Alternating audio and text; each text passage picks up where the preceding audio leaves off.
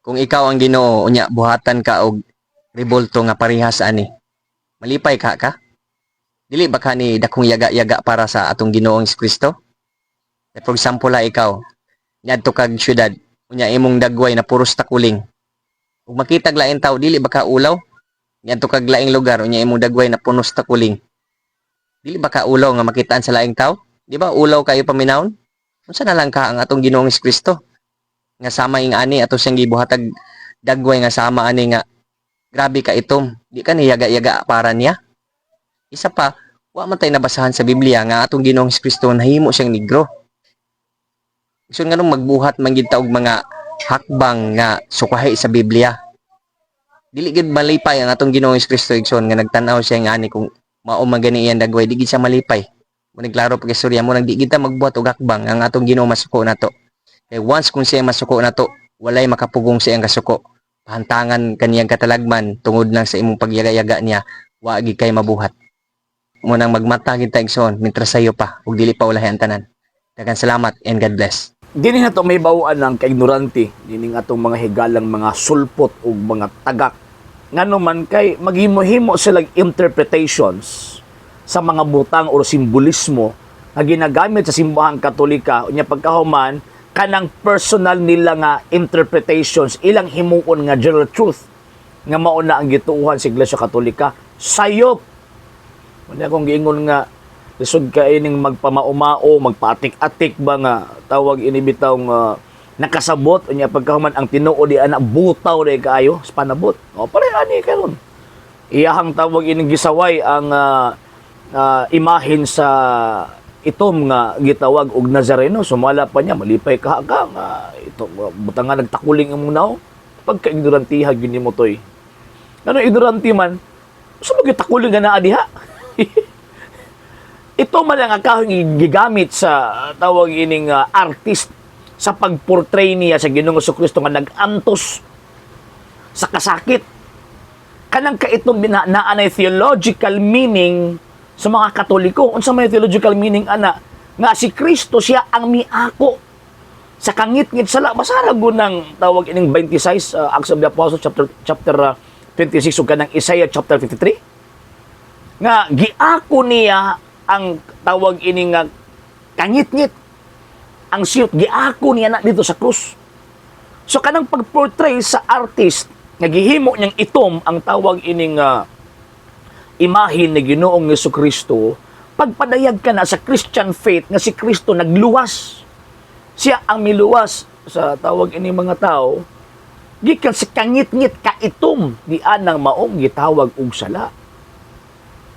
Karon siya malipay ka si Kristo nga himuon siyang tawag ining itom tablara ba nga ingon ka ba nga malipay ka si Rizal nga gihimuan siya og rebulto nga bronze. So kay gihimuan man siya rebultong bronze or silver or puti na bronze o na silver si Rizal.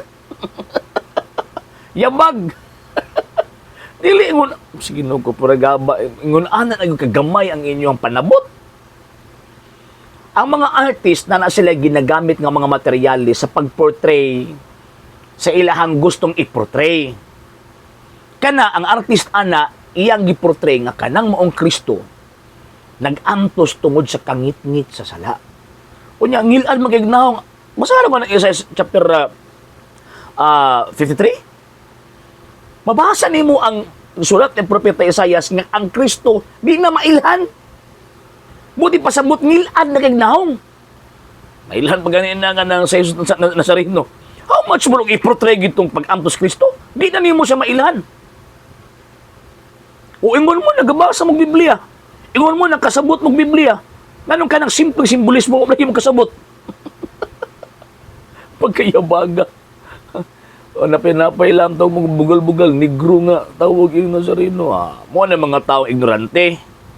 Ignorante na in terms of biblical and theological presentation concerning sa ginagamit na simbolismo sa simbahang Katoliko. Ang panabot mo sa Santa Iglesia Katolika Apostolika Roma, di pareha sa inyong panabot nga. Naslapa-lapa. So again, ang presentation sa Jesus nga Nazareno, kanang itom nga Jesus nga Nazareno, kanang makita nato agi na posisyon, dili na insulto kang Kristo. kung dili pagpadayag na pag-acknowledge na sa pag-anto sa gihimo ni Kristo para sa kangit-ngit sa sala nga nahiaguman or diha na ilalom ang tao. Ana, biblical ba na? Biblical. Sa unang giingon, nagamasa ba gituon mo og Biblia? Ano nga inyong panabot nga aramas yung lapalapa? Diyos, Ginoo ko ni mga tawhan na wala magkatawa ko ba? Mura ka na bitaw kung mangistorya ba? Mura magtinuod. Diba? Mangistorya magtinuod. So, mga mga igalag maigsoon man dito pailad ani mga sulpot kay kung mapailat na ni mga tagaka ni wa gyud ta. Ang atong kalag may impierno gyud. Sa hindi pa po nakapag-follow sa mga pages po natin, i-follow nyo po yung mga pages po natin, RJ Horolanciano II, TV Apolia Punto Argumento page, Kuya Apologies TV page, and RJ's Vlog 2022. And pwede rin po kayo mag-send po dyan ng Facebook stars. And also, sa atin po mga channels, sa hindi po nakapag-subscribe, i-subscribe po ninyo yung mga channels natin, The Lay Catholic, Apologies International Official, RJ Sano II TV, Kuya Apologies TV, and Barrio Kawayan Religious Forum. And pwede rin po kayo mag-send po dyan ng super sticker, super chats, and super thanks. And maraming salamat po sa mga kapatid at mga Katoliko na always pong tumutulong sa programa po natin. Maraming salamat po. Nang dahil po sa tulong at suporta po ninyo, ang programa pong ito, until now, andito pa rin po sa social media. And until now din po, nangangailangan pa rin po tayo sa tulong at suporta po ninyo dahil wala po kayong magagawa rito mga sir, mga ma'am, kung wala po yung tulong at suporta po ninyo. Sa gusto pong tumulong, sa gusto pong sumuporta, pwede po ninyong ipadala ang tulong at suporta po ninyo sa pamamagitan po ng ating mga account numbers dyan po sa ating pong screen. And pwede nyo po kaming i-message sa ating pong page kung via remittance po yung papadala po ninyo. Maraming salamat po in advance.